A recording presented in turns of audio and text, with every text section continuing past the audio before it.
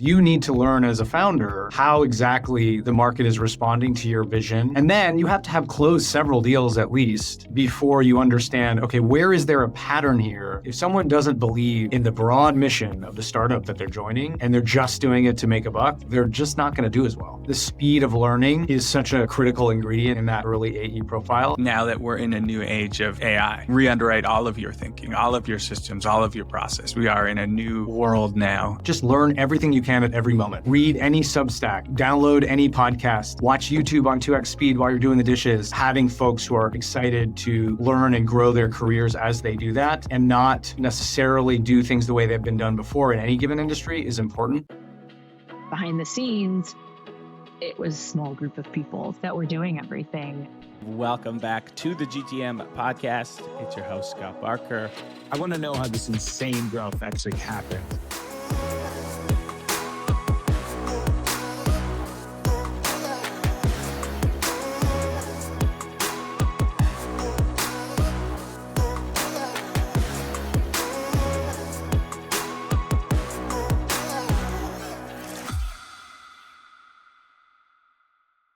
Before we get into today's episode, there is no doubt that it is a very weird hiring landscape out there right now. And the ability to support recruiting top go-to-market talent has always been a huge value add at GTM Fund. This year alone, we've made over 300 candidate introductions. And overall, we've made over 2,000 candidate introductions and placed hundreds of top talent at companies. At first, this really started just for our portfolio, but our network has extended beyond it to the overall software ecosystem. But the very best talent is difficult to find and even harder to hire because they're the best at what they do, making great money and succeeding exactly where they are. And they're not actively looking or reaching out about maybe your role, especially in the current market. A players are way more hesitant to make a move. Behind the scenes, though, our partners at Pursuit help us to equip sales and marketing teams with top talent. We work very hand in hand with them to be able to provide the top go-to-market talent for companies on a non-retainer basis. In my eyes, they are best in breed and a huge part of our talent program at GTM Fund. So if you are hiring for sales and marketing roles, you can reach out directly to Pursuit for access to their recruiting process at www.pursuitsalessolutions.com/GTM, or just send myself or anyone else on the GTM Fund a note and we can help make it happen. Welcome, GTM community. Appreciate you lending us your eardrums for the next 45 minutes or so. Always do my best to deliver as much value as possible. And it's easy because I always get fantastic guests like my guest today. I am joined by Joe DiMento. Joe, welcome to the pod, man. Yeah, thanks for having me. I'm excited to be here and talk all things go-to-market. I'm pumped, and you're the perfect person to do that. So I always like to tee it up a little bit for the listeners. So Joe currently leads go-to-market and industry partnerships at Bain Capital Ventures. Bain has been an incredible partner and friend to the fund since the very early days. So we love the team at BCV. And, you know, really that role, and it's such a cool role you have, is it's all about, you know, working with founders to help them unlock go-to-market growth and access, you know, executive networks within the Bain network, which is very much like what we do at GTM Fund. But prior to that, you were an operating partner at Fractal Software, where you help launch dozens of vertical software companies, which is super cool, and help them kind of find product market fit. But before that, even you were an operator, and you were at 3 early stage startups. And the kind of red thread is you were oftentimes the first non-founder seller, you know, taking that early traction when there's not product market fit, there's not a lot of process, and you're just kind of in this ocean trying to figure things out. And, you know, that's where I want to spend the bulk of this conversation with you, because I think it's very rare to speak with someone who's done that 3 times and 3 times, you know, successfully. And I will say for our listeners is this is probably one of the most common questions that we get from our early stage founders, and that is, how do I make my first sales hire? And within that question, there's about 50 other questions. But, I want to fly you back to your first startup that you're at. You're in this position of kind of being the first sales hire. What does Joe look like at that time? What was your experience? What was your background? If people are trying to find a Joe, what did Joe look like back then? I think one thing that's worth noting is who is important, but when is probably more important. When should you actually hire an AE or more than one AE in your startup once you have some sales going? That answer varies a little bit, but it's almost always not immediately, simply because you need to learn as a founder how exactly the market is responding to your vision. And then you have to have closed several deals at least before you understand, okay, where is there a pattern here that even someone who is very versatile, very adaptable can continue with rather than inventing it themselves? And so one of the things we talk about at BCV is, you have to have some deals closed. There has to be some through line in those deals. Maybe it's the problem that you're solving. It's not necessarily industry, because oftentimes you have multiple industries in an early sort of sales book, and that's fine. But there has to be something there. And then I think the second point on when, and then I'd love to talk more about who, is how much of it can you document in any meaningful way, right? If you're going to hire ideally more than one AE to start so you can kind of see how they work and kind of learn from their efforts, what are you going to tell them when they start? What onboarding, if any, do you have? Have you recorded some of these calls? Those types of things I think are very important. At Fractal, when we had founders who were selling and then hiring AEs after they closed, anywhere from $50,000 to $200,000 in ARR, like we encouraged them to have calls recorded, a battle card that was very loosely defined in some sort of doc, a bunch of Q&A and sort of objection handling. Just because, those AEs, they're hard to hire, they're important to train, they're expensive, and so getting them set up for success is important. So anyway, that's a little bit on the when. I'll pause there, and then I can talk more about the who, unless you wanted to chat more on that stuff. No, I think it's incredibly insightful call out of the when is a big part of that question. And you said something in there that I just want to double click on. Yeah. You said, preferably you hire more than one AE. Is that kind of your best practice, and you're an early stage founder looking at your first sales hire? Should you look at your first two at once? And what are kind of the benefits and pros and cons of doing one versus maybe two? Yeah. A lot of folks will say do more than one. We tend to agree with that. Obviously, there's exceptions in every case, but partly because if you don't do more than one, you don't know if it's working or if they're not working. And also, you're in such an experimentation mode early on as a company, right? You want your rate of learning to be so accelerated with every single thing you do. And in that sense, having different archetypes, different approaches, but both hopefully effective in that early AE cohort can be very valuable. You might have someone who's far more data-driven and really just dives into all of the information that they have through Apollo or what have you, and then knows how to manage their very large book, right, when they're one of two AEs.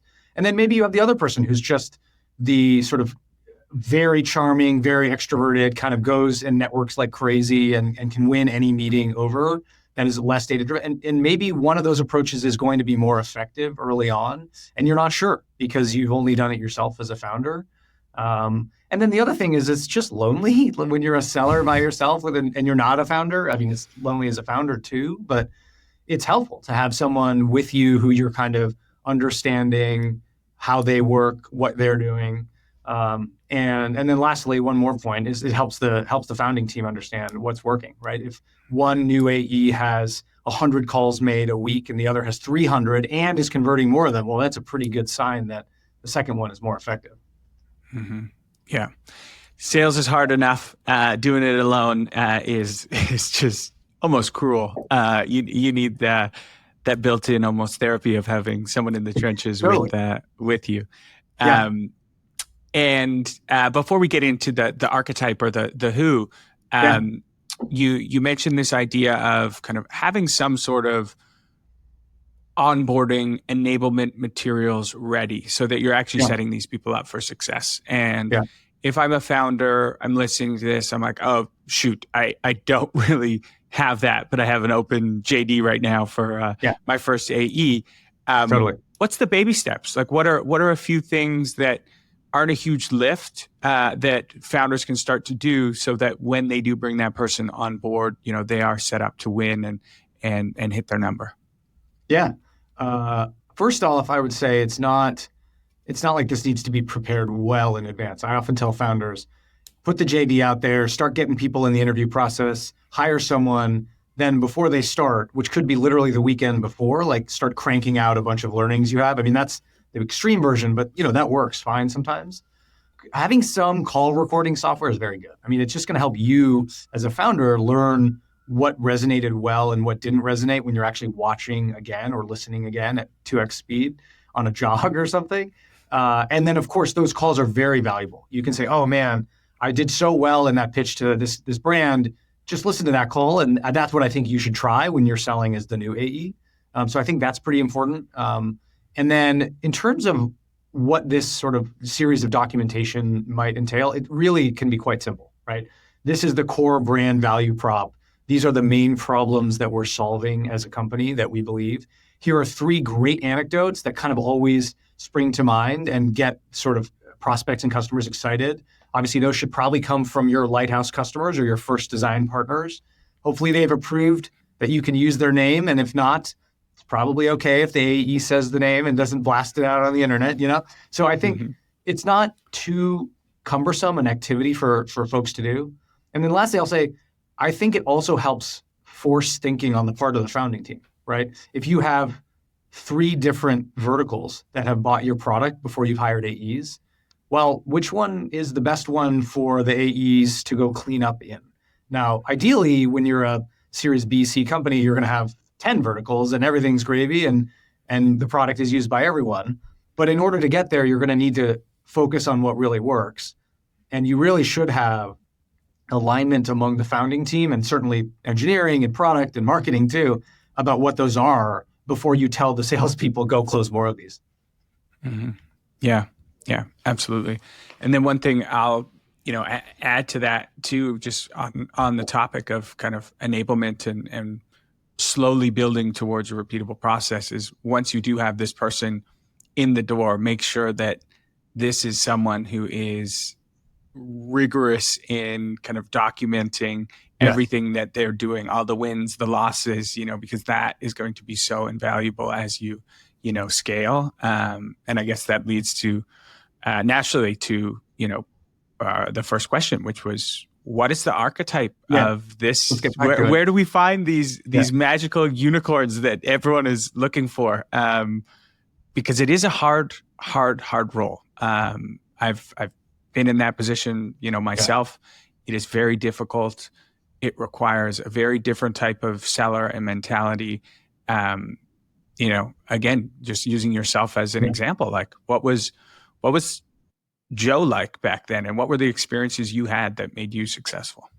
Yeah, I mean, first of all, I made tons of mistakes, so I certainly don't want to suggest that I did it all right. And honestly, Scott, I would say a lot of it was I learned about myself in the process, and obviously that's part of growing up in your career, but I think has a lot to do with what my answer entails. So I was a consultant before I started as an AE.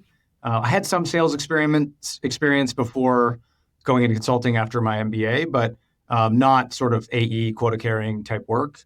And when I was a consultant, I really spiked in the client side of the business, and it was very natural to me, to the point where I was once on a case and there was a very important senior client that I had sort of a very strong relationship with, and the senior partner on the case asked me before I had to leave for paternity, because I wanted to go spend time with my baby, hey, can you stay on the case longer? Because you really have some rapport with this client.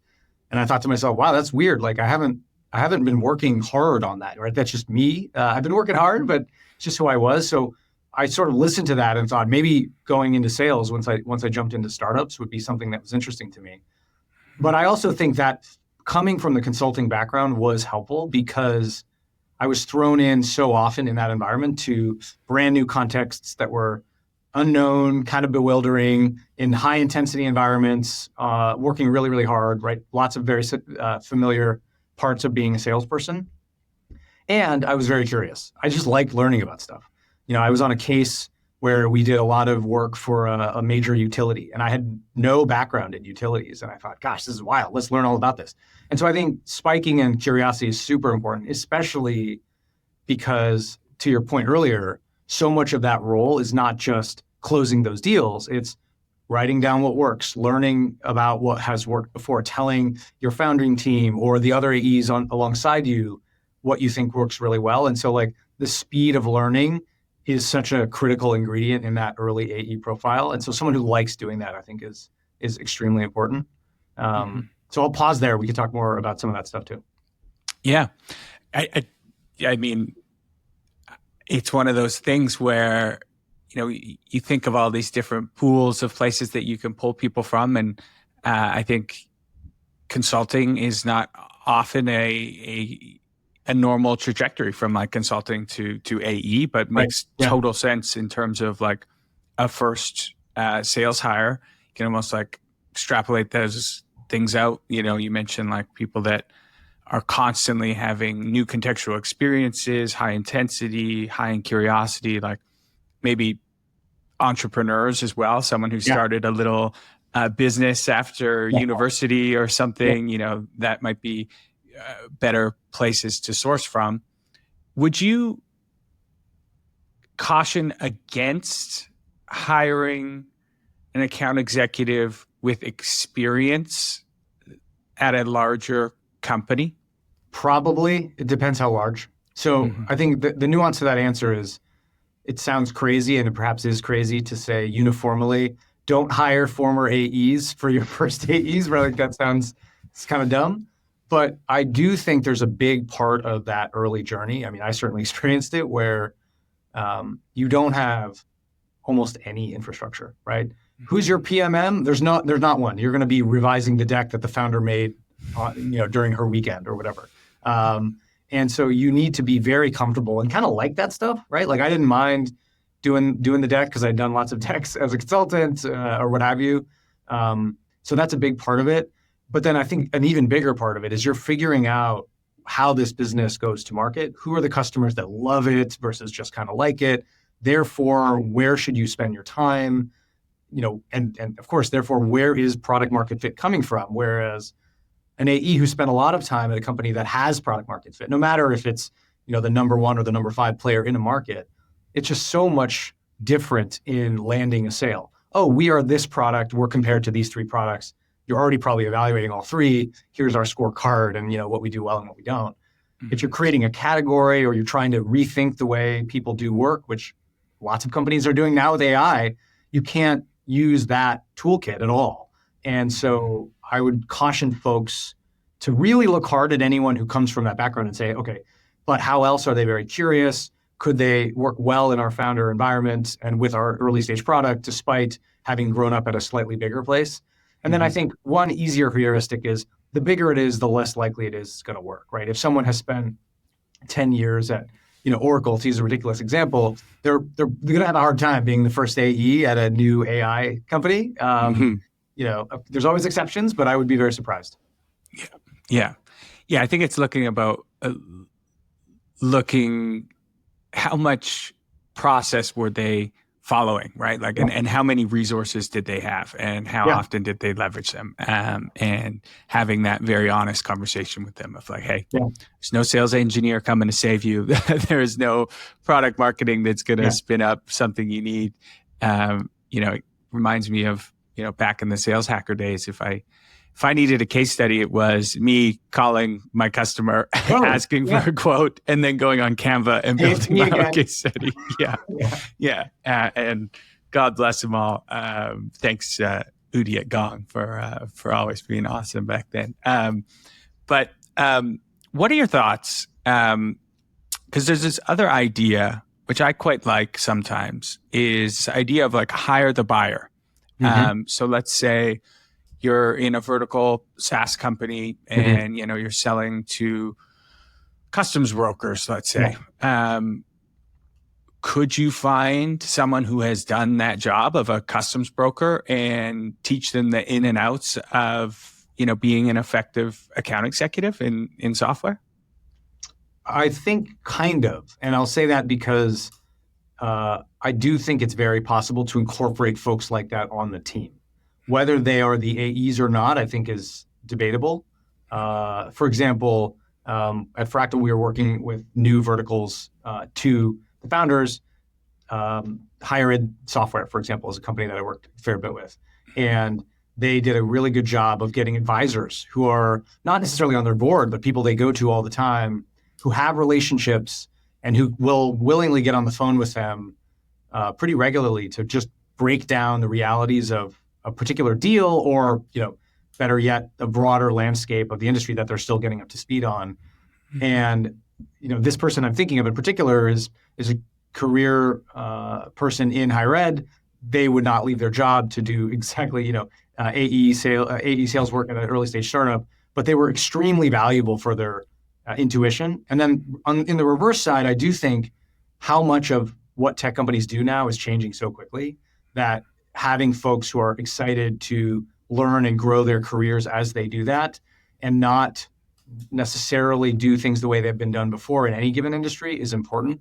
Now, there are some exceptions. I think in healthcare, it's very hard sometimes to not have a domain expert, sometimes in many of those calls, those sales calls.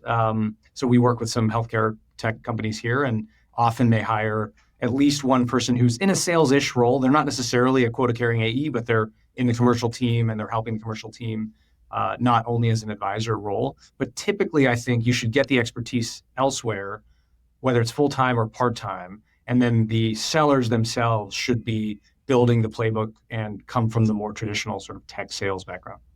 Yeah, that makes total sense. Total sense. The next big thing, which is, again, part of all the same question, but it's a question that keeps getting deeper and deeper, is how do I comp this person? I am a founder, like we're having some success, but I'm kind of throwing darts at the board when I'm coming up with this quota. I want them to succeed. I want it to be fair. How do you think about compensation structure? Because it can be very difficult in those early days. Yeah. A couple thoughts on this. First, you can get data. So, our portfolio can get data from us and we buy it from data brokers who have lots of very detailed sort of benchmarking across company stage, location, et cetera. So they shouldn't have to start from a shot in the dark. That said, I do think in general, the philosophy that we have and we talk about is you really want your early sales team to understand how they're getting paid. So it's a simple metric. It's not a bunch of accelerators and variables that they have to track because you have to track them too. I was once at a startup and it was a great company and everyone was very well meeting, but I wasn't paid accurately for a couple of months because, the team was busy and strapped and whatever, it happens, right? So the more simple it is, the better for everyone. And then I think also a philosophy point, you want to err on the side of generosity, right? You want your early AEs to hit their quotas. Now, you're not going to set it so low that your business isn't growing, but if you use a 50-50 OTE model, that means that if they're hitting their quota, they're delivering well in excess of the value that, you're paying them well less than the value they're bringing in. And then they're happy, you're happy, they're going to tell their other friends who are AEs that they can come and hit their number at your company. So I think that's pretty important. And then the last thing, in addition to clarity and generosity, is flexibility. You just need to tell the team, hey, this is going to change. We're going to do right by you. We're in this to build a great big company, and we're so excited to do that together. But everything changes all the time. And so if this sales comp plan is different in 6 months, it's not because we don't have your best interests at heart. It's because we got it way wrong, right? It's way too generous, and we can't pay you, $1 million a year when we're a seed stage company, or what have you. Yeah. I think you need to both go into it with like some agreed upon flexibility, because things just evolve so quickly, at that early stage. It can go way better than expected. It can go way worse than expected. And, that flexibility built in is really important. And erring on the side of generosity, couldn't agree more, especially because, your next hires are going to ask you, how did they do? What percentage of the team is to quota? Like, what are they at? And if they're at, 30% to quota, good luck getting more talent in the door. Yeah. So this is a hard question because it's super nuanced, and, it depends on your ACV and, the different selling motions and things. But can you give folks like a rough benchmark of like what you're seeing founding AEs make? So you said a 50-50 split. Numbers wise, what are you seeing out there right now?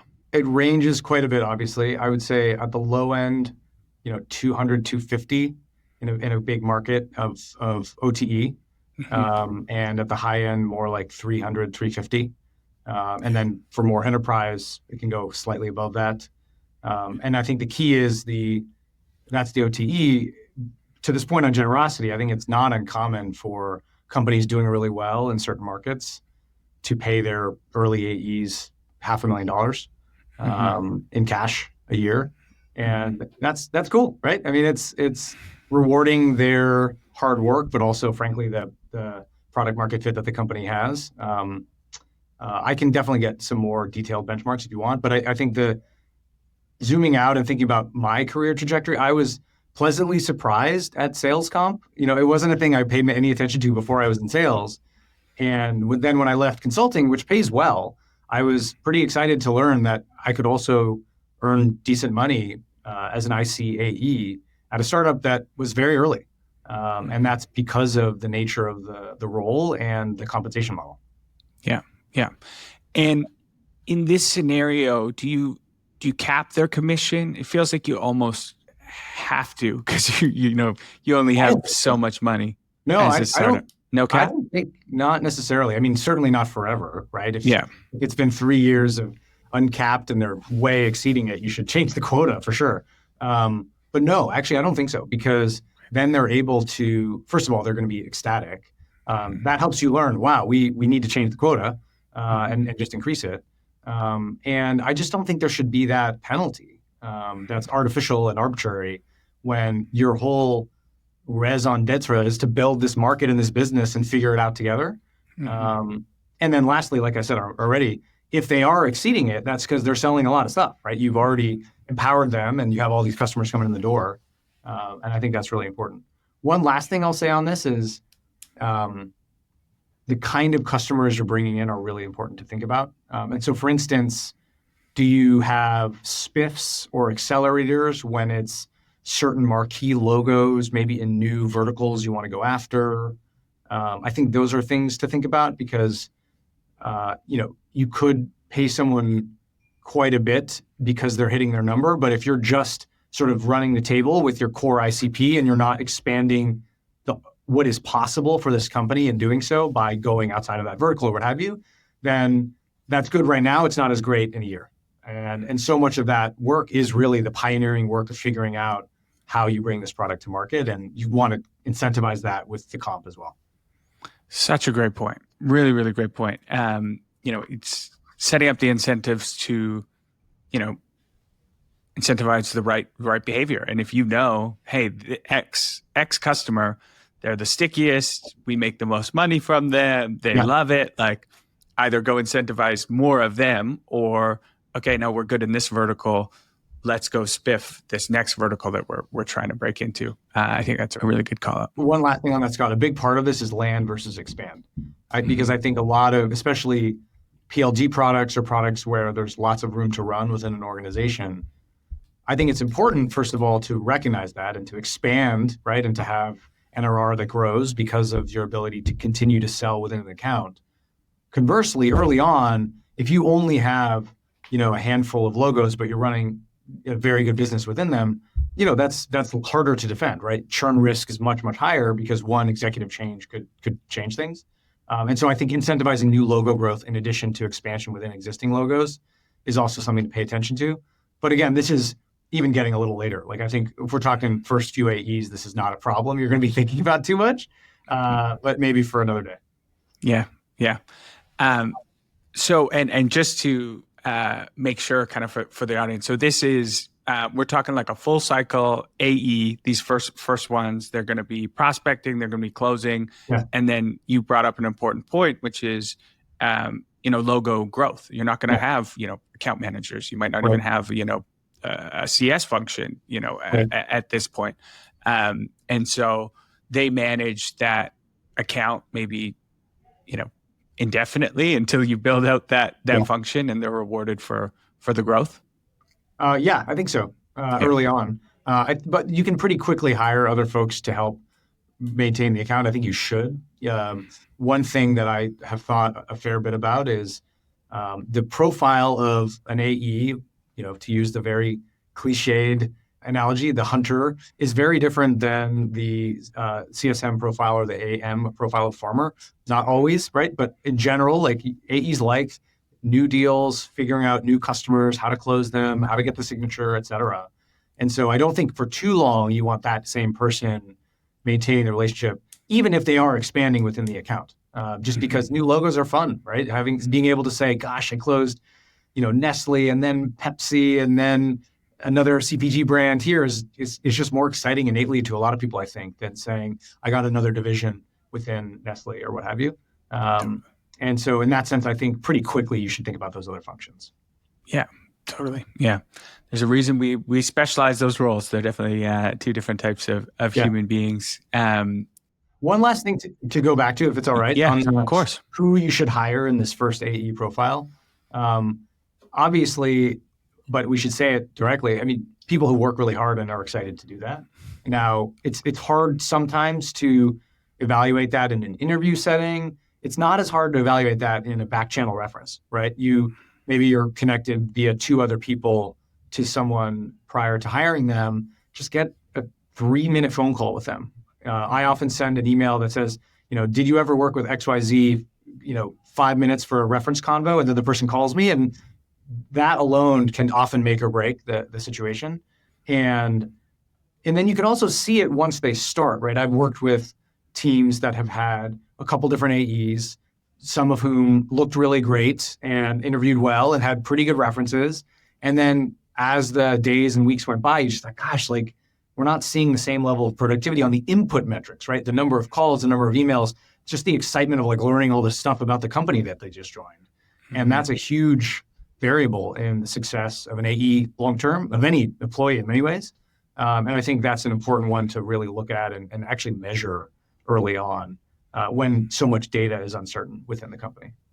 Yeah, absolutely. I think, this idea of grit and resilience is always incredibly important for AEs, but it's just almost a 10x when you're starting from nothing. There might be maybe months where you're just hitting your head against the wall, things are not working, and you need to keep that level of hustle. And the back channeling is super, super important. Have you found any other ways to kind of test for grit? I know for me, I'll almost like try and talk people out of the role. I'd be like, this is really hard. This is a really intense environment you're stepping into. Like, we strive for excellence and like really almost kind of try and talk them out of it. And the ones that thrive in those environments, get excited and not deterred by conversations like that. But I think exercises are helpful in that respect. I hesitate to encourage companies to give people huge amounts of work, especially if it's free labor for them, right? Like, don't give someone an exercise that's a project that you need to do yourselves. But if you give someone a relatively open-ended assignment and you say, hey, spend something like 10 to 20 hours on this over the course of 2 weeks, you get very different outcomes. And partly that is the input part, right? I've then talked to candidates who said sheepishly, I spent 25% more than you told me I should. And that's fine. That means they're hungry, right? But then also you'll see just how efficient they are, right? You might get 2 submissions that are wildly different, and one person actually spent less time than the other. And boy, that's going to tell you not about the grit piece as much as it is about the raw intellect and their ability to solve problems quickly, which is so important. And I think that gets back to one other thing we haven't talked about explicitly, which is, I think, to say it bluntly, like early employees of any company, you really should filter for raw intellect and intelligence and horsepower, clock speed, whatever you want to call it, because there's so many different parts of building the business that are unknown, you can't possibly predict, and you're going to have to just keep reacting. And each of those decisions changes the course of the company, and people who are able to make those decisions quickly and generally with the right answer are going to do really well. Yeah, absolutely. And a +1 on giving at least some sort of small project. And it can be pretty low lift, but you can find, I think the best ones, they turn that low lift into something quite extraordinary. Yeah. And, Yeah. you know, I've always very intentionally, you know, given them, they'll be like, oh, when do you want this by? And I'll be like, you know, next week sometime. And the best usually have it, you know, by the end of that week, not the full 7 days. It's like, if you're having the conversation on Wednesday, it's in my inbox on like Friday. You just kind of that, because speed matters too. Speed matters a lot in early stage. And one other part on that, Scott, on the exercise piece, I think a lot of that should be making sure that they understand to some degree the company they're joining, the product that they're going to be selling or working on. Obviously, they're not going to know as much as the founder, but anything that's out there, right? Did they listen to a podcast the founder was on? Did they read all the help docs on the site? Did they look at, Hacker News thread in which the company was talked about? Like, the more that they do that, clearly they're intrinsically motivated to do it to some degree, right? They think it's cool. They think the company's interesting. And that level of passion, I think, is very important, right? If someone doesn't believe in the broad mission of the startup that they're joining, and they're just doing it to make a buck, they're just not going to do as well. They might be a great salesperson, but I think going back to the archetype discussion of sales profiles, the true mercenaries, the people who are just like, hey, give me the call script and I will just kill my number and I'll always make President's Club. Like, I don't think those folks are great early because they need to be motivated by something other than that. Yeah. That passion is so critical. And last thing I'll say on just, projects and giving candidates projects, because a lot of people are like, don't get people to do free work. But I think some of the best ones are when you can give them a project that even if they do spend, 40 hours on it, they're actually going to learn something that will help them in whatever role they land. There's ways that, it's not so specific to your company that, no, you're going to go learn all about, the latest developments in AI and come pitch that to us. And that's going to be super helpful for their career anyway, The other piece, going back a little bit to comp. Mm-hmm. So you've got your OTE equity. Traditionally AEs don't get as much of the equity split as I think some should. And this early hire is so critical. What do you think is fair in terms of equity for this type of role? Yeah. Again, depends a lot on the stage, but early on, first of all, equity should be a meaningful driver of their motivation, right?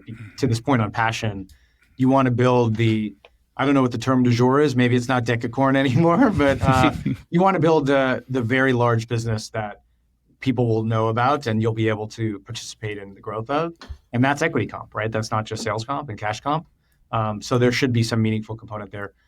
It ranges a lot. I've seen anywhere from 5 basis points in an early AE hire to more like 20 if the company's pretty early and the person's really good. Can go slightly beyond that, but obviously if you're getting close to sort of 0.5% or even 1%, then that's more of an executive level hire, maybe even C level at that point. Mm-hmm. And again, the cash comp is a big deal, right? I mean, I remember talking to founders who are more technical and saying, hey, why is it that the AE is going to make more money than my full stack engineer who's actually built like most of this product and is incredibly hard to get and was paid, $250,000 at Meta. And the reality is sales is a different business, right? You make the OTE when you hit the quota, and if not, you don't necessarily stick around. And then also the equity piece is different in those two circumstances. That engineer probably has a much bigger equity package than the AE, and that's just kind of how the market has evolved over time. Yeah, yeah. And then, on the flip side, if you are taking a founding AE role, I would always try to negotiate more equity, bet on yourself. Totally. And I think that's also a good signal if you're a founder, if they're like maybe even entertaining, like, hey, can my OTE go down, but I get more equity? Like, I think those are strong signals that this person believes in the mission, wants to be here long term, and believes that this can be a true, decacorn, if we're going with that one. We're still doing it. Yeah, no, absolutely. And I think pretty commonly, at least now, certainly when I was being interviewed at places like Coda, I know Uber did this, they'll give people a menu. They'll say, hey, here's 3 options. One is heavily weighted to cash. One is more heavily weighted to equity. Which do you want? Now, people should still negotiate within that, but it kind of lets you choose your own adventure a little bit in that respect. And frankly, I think the earlier you're going, the more you should definitely believe in the mission and therefore be excited to sign up almost if it were unpaid, of course, not actually if it were unpaid. And then you should motivate yourself with equity because that's really the kind of outcome you want to generate and the ultimate driver of kind of the success of the company. Yeah, totally. So switching gears a little bit. So that was such a fantastic breakdown. Thanks for running through all of that. Okay, let's say, now I've got my first sales hire. I'm in this role. Yeah. How do I approach this behemoth task that's ahead of me? How did you approach it at Coda and some of these companies that you were a part of? Like your 30, 60, 90, like where did you start? It's a great question. I'm smiling because in my first week at Coda, I was at the time reporting to the CEO, Shishir Mehrotra, who I just have such tremendous respect for. And I remember he said something like, yeah, go ahead and pitch the product to a couple people this week, if you don't mind. And I was kind of like, oh my God, like I just got here. Like I have to figure this out. And I called up some friends who I knew, who I trusted, who had genuine business problems that they were working through. And I pitched the product to them, in my very limited capacity. And I think to Shishir's credit, a huge part of his philosophy and something I've carried with to this is you learn by doing, right? The more you can actually start doing the work, the better you'll certainly assess how well that person's doing the work if you're in the part of the founder. But in the part of the seller, you'll actually just, learn from those mistakes and move on and grow and improve as a result of that. So I think that's why this call recording thing is important, right? We didn't have that at the time because the product was even earlier. We were in stealth. But if you can watch all of the gong calls of the founder, then boy, you have a bunch of anecdotes, right? You can kind of lean back in your chair and confidently say the anecdote about why this new prospect should consider buying the product versus kind of trying to remember or frankly not being able to have an anecdote and just saying something that's more theoretical. So digesting as much as you can, talking to as many customers or prospects or people with the problems in question that you can. So for instance, if you have friends who are in an industry that could use the product, call them up and just go very, very deep and honestly about what you think the product is, how you think it might work, how do they think about competing products, right? Because you're just training yourself about all of this context. I often tell folks who are getting into new industries for the first time, just learn everything you can at every moment, right? Read any Substack, download any podcast, watch YouTube on 2x speed while you're doing the dishes, like talk about it with your friends and sort of stumble over your phrasing, right? I mean, there's no substitute, I think, for that experience. And the more you can throw yourself into that as quickly as possible, chances are the more successful you'll be in actually selling that product. Mm-hmm. Yeah. Learn by doing. And yeah, I wish Gong was around when I first started selling. I was so unbelievably fortunate that my first sales job in tech, I just happened to get sat by the number one AE. And I still remember his name, Brendan Shaughnessy. Yeah. Thank the Lord for Brendan. Just hearing him on the phone day and day accelerated my learning curve just exponentially. And now we have, technology that can help us do that. So one thing I forgot to ask, because this comes up quite a bit too, is should this first sales hire should we be looking for leadership qualities? Because I think a lot of times when I talk to founders, they're like, yeah, we're going to hire this first person and then they're naturally going to become our manager and then we're going to build a team around them and yada, yada. How much do you weight that? Like that's great if that happens. But should you be thinking that way? I think early on, it is a nice thing to consider in the hiring profile. Probably not quite a non-negotiable, but pretty close. I think because of the things we said earlier, right? Are they so passionate about this mission? Are they deeply curious people who love solving problems? Are they incredibly hardworking and are going to put a lot of effort into it? I mean, those are great characteristics in a sales leader, for sure. And pretty soon, if you have a team of 1, 2, 3, 4, 5 AEs, it's completely untenable for a founder, CEO, or CTO to watch all those con calls and give all that feedback. And so you do need some level of sales management somewhat soon, call it 6 to 18 months from then. And that person coming from the ranks makes complete sense. And in fact, I think one error that some folks think through, maybe not always do, is they think, great, we have some salespeople. Let's hire the big boss who's going to run this team for 20 years. And that is still not the right profile, right? Going back to what we mentioned earlier on this sort of true mercenary sales profile not being great as an early AE, I think similarly, a true VP or CRO type person is probably not the right fit when you have a handful of sellers and maybe more a couple of years beyond that. So for instance, Jeff Williams, who's an operating partner here at BCB, he's been a CRO at multiple cybersecurity startups. He always says, don't get the VP too early because you want someone who can kind of grow that managerial motion. And then you want that person who's a true VP who can think much more strategically. Hey, how are we going to go internationally? Like, which segments do I already have relationships in that we can double down on in the market? And that's very hard to get very early on. And so generally we say, don't even try to hire that more player coach person or promote them from within. Yeah. I have seen that outside big boss VP fail so many times. It is, especially in your shoe. Like batting close to 100, like at least with the companies I've been, a part of. So I think that is a good word a word of caution. You mentioned player coach. What are your thoughts on player coach? I've been in that role before. It's very hard, hard to do. Do you think it's a necessary evil?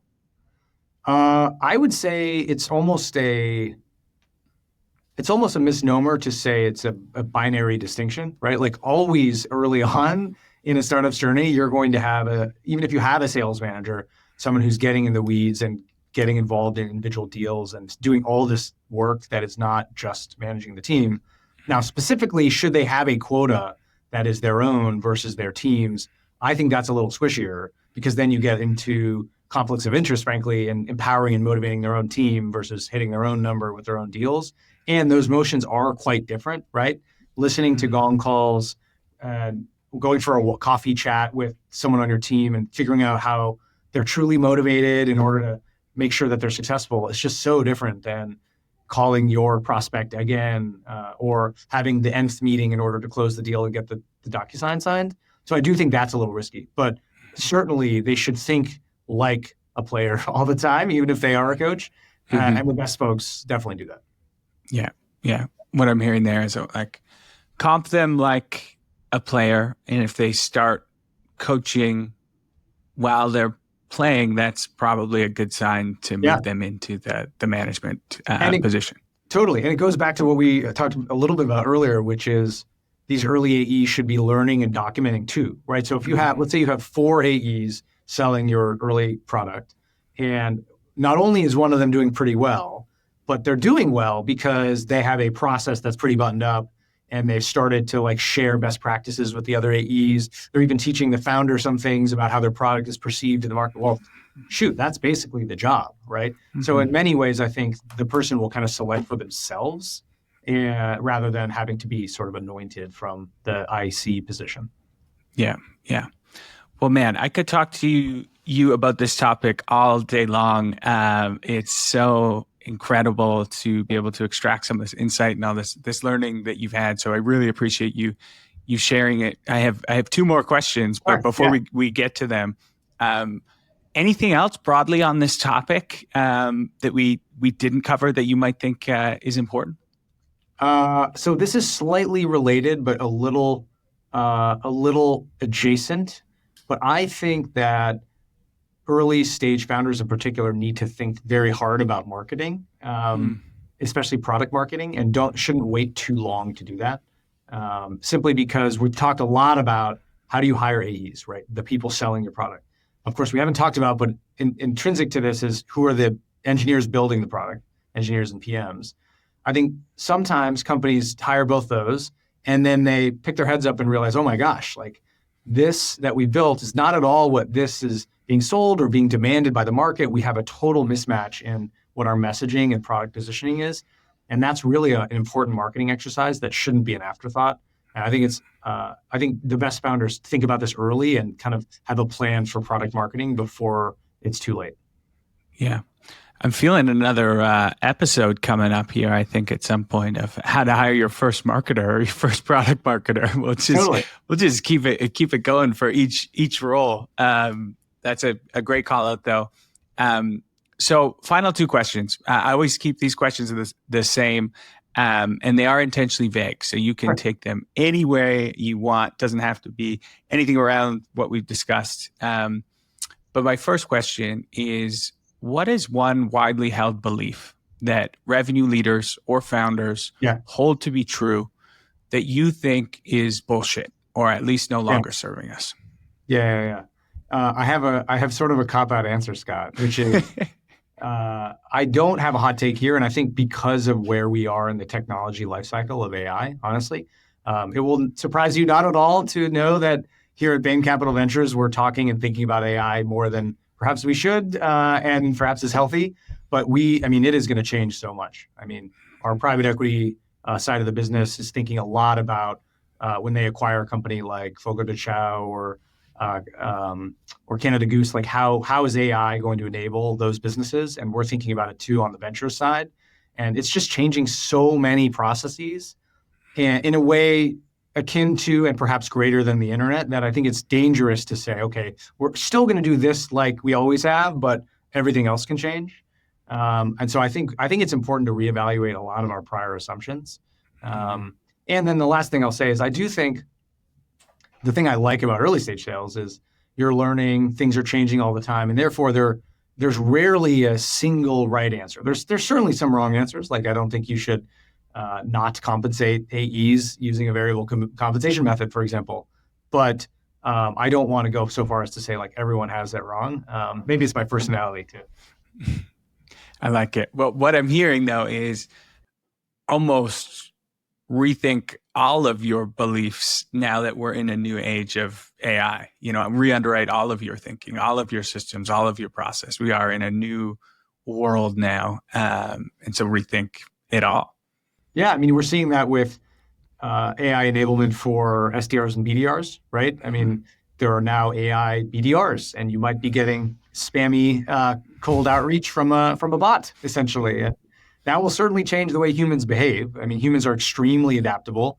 5 years ago, COVID locked us in our houses for indefinitely, and many of us survived and lived to do normal things despite that incredible change in our lives. And akin to that, I think this is going to change a lot of things in business, and we should look hard at our processes and really reevaluate them based on that.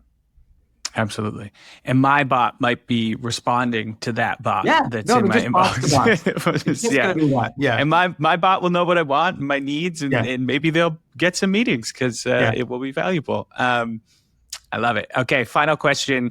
I call it the silver bullet question. Of course, there's no silver bullets in go-to-market. I wish there were. But what is just one tactic or strategy that's currently working for one of the companies that you're working closely with in the portfolio?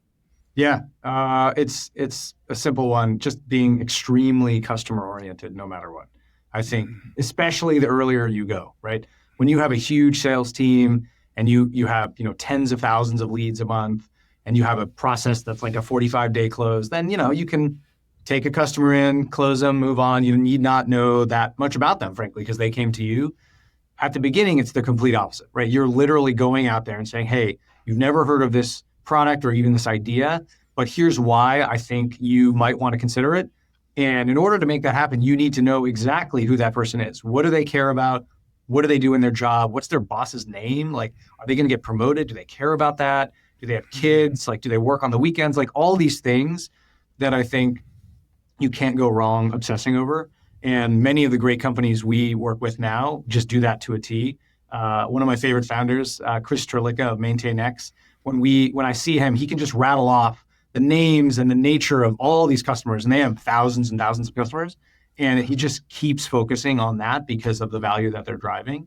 And so I think you really can't go wrong with being extremely customer obsessed and making sure that your team does the same thing and really cares a lot about these people because they're paying money for something that you're building, and you got to do right by them. Absolutely. Absolutely.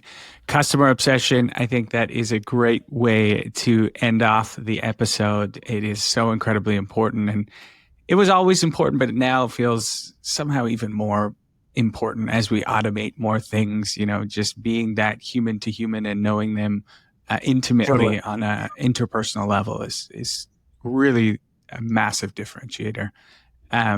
Well, Joe, thank you so much. This has genuinely been a very, very enjoyable conversation, one of my favorite episodes. And I'm excited to share this with many of our founders, because like I said, I get this question all the time, and it was fun to really go deep with you. And again, appreciate all the support from you and the team at BCV. And to our listeners, I say it every week.